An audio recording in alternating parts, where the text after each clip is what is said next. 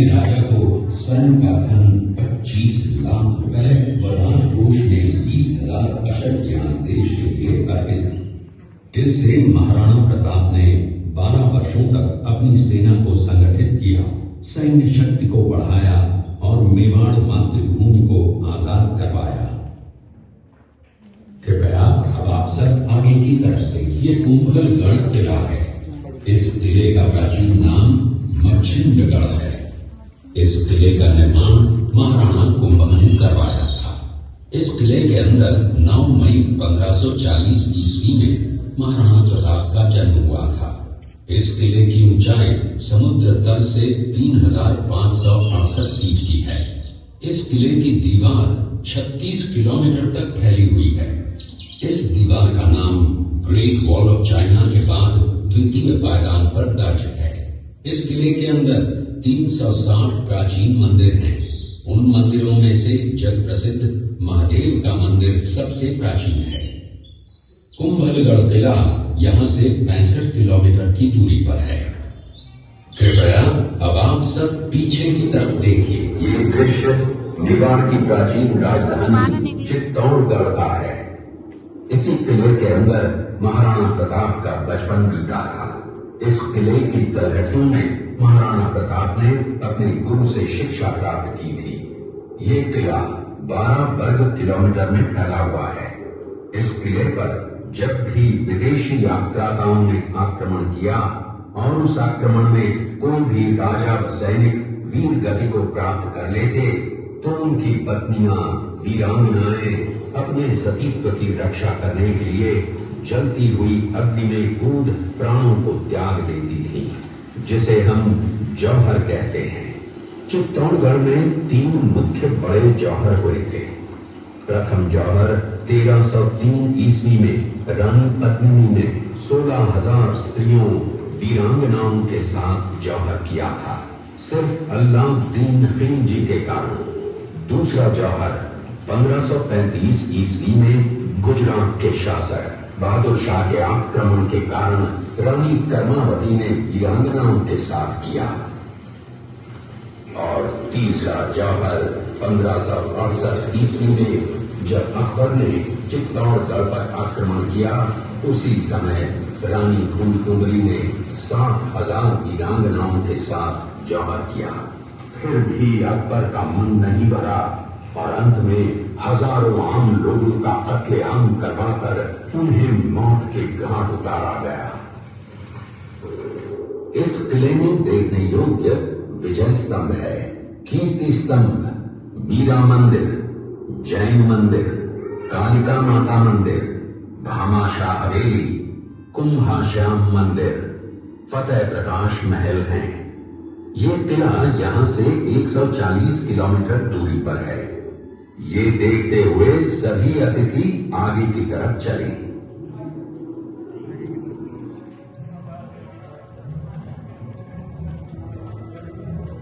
बढ़िया। शेरपुर छावनी पर अचानक आक्रमण कर दिया। उस आक्रमण में मुगल सेना में भगदड़ मच गई। मुगल सेना को अपनी छावनियों को छोड़कर भागना पड़ा। छावनियों के अंदर से लूटा हुआ माल व अब्दुल रहीम खान खाना, जिसकी बेगम आनी खान को बंदी बनाकर महाराणा प्रताप के सामने पेश किया गया। तब अमर सिंह पर महाराणा प्रताप क्रोधित हुए और कहा, जहां से इस नारी को बंदी बनाकर लाए हो, इसे पुनः ससम्मान लौटा कर आओ। महाराणा प्रताप ने कहा, हमें नारी से कोई दुश्मनी नहीं है, हमें तो देश विद्रोहियों से दुश्मनी है, जिन्होंने चारों तरफ आतंक फैलाया है। महाराणा प्रताप के आदेश का पालन करते हुए कुंवर अमर सिंह ने उस मुगल नारी को ससम्मान छावनी तक पहुंचाया। इस प्रकार महाराणा प्रताप ने अपने क्षत्रिय राजपूत धर्म का पालन किया और पराई स्त्रियों को मां, बेटी और बहन का दर्जा दिया। ये है महाराणा। मेवाड़ की एक ऐसी मां थी जिसने अपने पुत्र का बलिदान देकर राजवंश की रक्षा की थी। उस मां का नाम पन्नाधाय था। पन्नाधाय जाति से गुर्जर थी। वो एक राजकुमार की धाई मां थी। दूसरी तरफ हाथ में तलवार लिए खड़ा ये बनवीर सिंह एक दासी पुत्र है। ये कुंवर उदय सिंह की हत्या करके मेवाड़ की राजगद्दी प्राप्त करना चाहता था। एक रात्रि बनवीर सिंह को मौका मिला। वो राजकुमार उदय सिंह के बड़े भाई विक्रमादित्य सिंह की हत्या करके राजमहल की तरफ आगे बढ़ा। इसकी सूचना पन्नाधाय को लग गई। कुछ समय तक पन्नाधाय चिंतित हुई। तभी पन्नाधाय ने अपने पुत्र चंदन को राजसी कपड़े पहनाकर पलंग पर सुला दिया और उदय सिंह को एक टोकरी के अंदर छिपाकर पत्तों से ढक के महल के बाहर निकालकर गुप्त रास्ते से कुंभलगढ़ भेज दिया। बनवीर सिंह जब तलवार लेकर राजकक्ष में आया तो उसने पन्नाधाय से कड़क आवाज में उदय सिंह के लिए पूछा तो पन्नाधाय ने चंदन की तरफ इशारा किया। बनवीर ने चंदन को उदय सिंह समझकर चंदन की हत्या कर दी और ये समझने लगा कि मैंने राजकुंवर उदय सिंह को मार दिया। वही राजकुंवर बड़े होकर राजा बने और अपने नाम का उदयपुर नगर बसाया जो यहाँ से 40 किलोमीटर दूर है। और उन्हीं के पुत्र महाराणा प्रताप हुए जिन्होंने हल्दी घाटी का युद्ध लड़ा और आज हम लोग उनका इतिहास यहाँ पर देख रहे हैं। ये देखते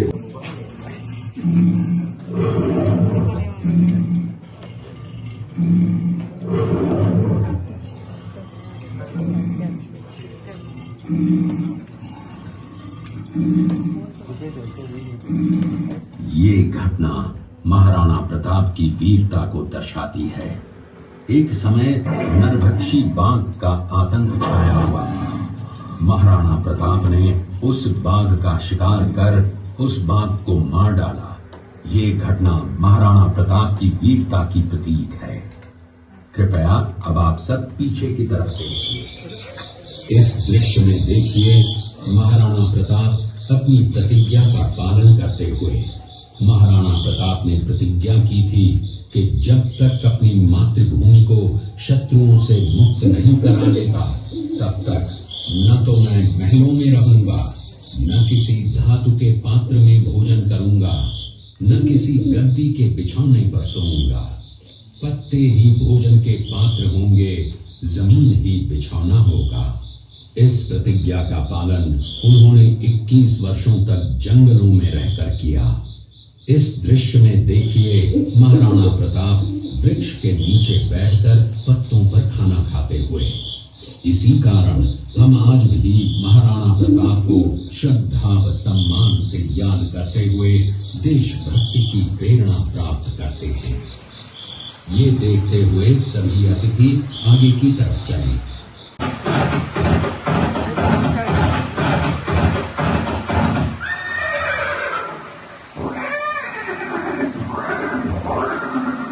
ये दृश्य महाराणा प्रताप और सुविख्यात स्वामी भक्त घोड़े चेतक के अंतिम मिलन का है। हल्दी घाटी युद्ध के बाद चेतक घोड़े ने 22 फीट के एक बरसाती नाले को पार किया। ये उसी समय का दृश्य है। पास में खड़े महाराणा प्रताप के छोटे भाई शक्ति सिंह हैं, जो पहले मुगल सेना में थे। बाद में वो महाराणा प्रताप की तरफ आए, माफी मांगी और अपना घोड़ा महाराणा प्रताप को दिया। ये देखते हुए सभी अतिथि आगे की तरफ चले। जो आप देख रहे हो ये महाराणा प्रताप के सेनापति है, जिसमें महाराणा प्रताप का साथ दिया। अब यहाँ से हम लोग आगे चलेंगे। आगे में एक पॉइंट और है, उसके बारे में आपको और बताएंगे। आइए बाहर आइए।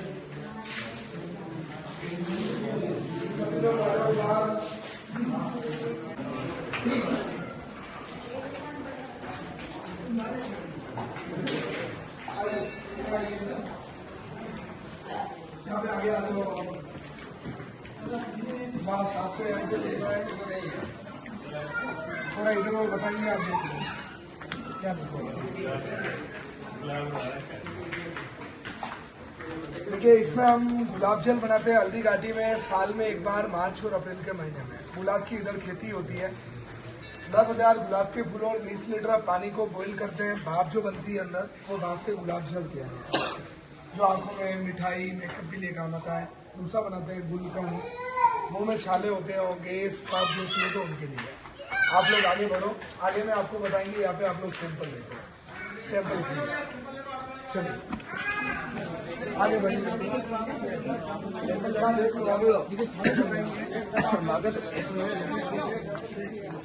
अच्छा गिलास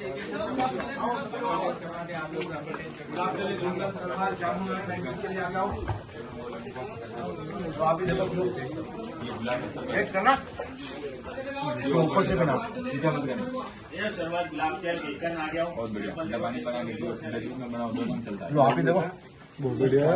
ऊपर से पिलाओ। गुलाब का टेस्ट आ रहा है पूरा। थोड़ा एक में से दो दिन पियोगे, ये लो, कोई बात नहीं पियो। ये शरबत की बोल की 200 रुपये बोलने वाली नहीं बोलो। लेने का नहीं पीने को घर ले जाने को बोतल ले, बोतल दे दो। देर ना भैया एक बोतल दे दो, एक बोतल दे दो। एक बोलो, पानी मिला के पीना। ऐसे नहीं है, एक गिलास में 2 ढक्कन आओ आओ गमले में ढक लो ना। कैसे कैसे मिलाना है भैया इसे तो बताओ। रोटला की तरह मिलाना नहीं बता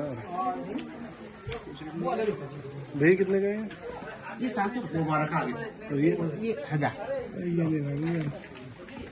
प्लास्टिक के बने हुए हैं, ये फाइबर के बने हुए हैं। तांबे का नहीं है, तांबे के नहीं।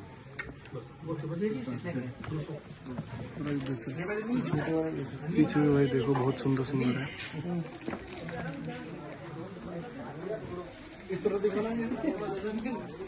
हाँ इत्र बहुत बढ़िया होते हैं यहाँ के। तो भाई थोड़ी एक आध बोतल वो ले ली है अपनी गुलाब जल की। ठीक है, रेहट जमीन से 50 फीट गहराई से पानी निकालने का यंत्र। अरे ये तो अपने गांव में रहता। और भाई एक वो लिया, इत्र लिया है बढ़िया सा रात रानी का। ये देखो भाई एक तालाब सा बना रखा है, उसके बीच में कृष्ण जी नाग के ऊपर। ये भी बहुत वो है फेमस इंसिडेंट। बांसुरी बजाइए। और ये मसाज वसाज की है भाई, कोई थक जाए घूम फिर के। और यहाँ पे थोड़े कपड़े हैं, ओल्ड राजपूती पोशाक।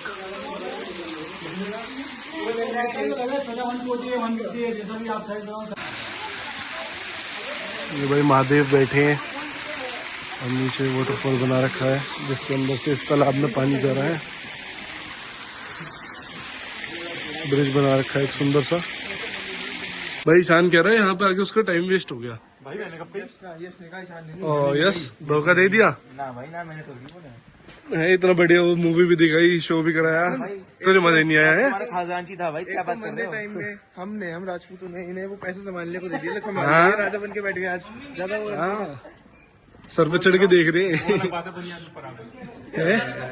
भाई ऊपर तो ठाकुर ही रहते हैं। खैर जो बात है देख भाई, अपर कास्ट कहते हैं, ठीक है।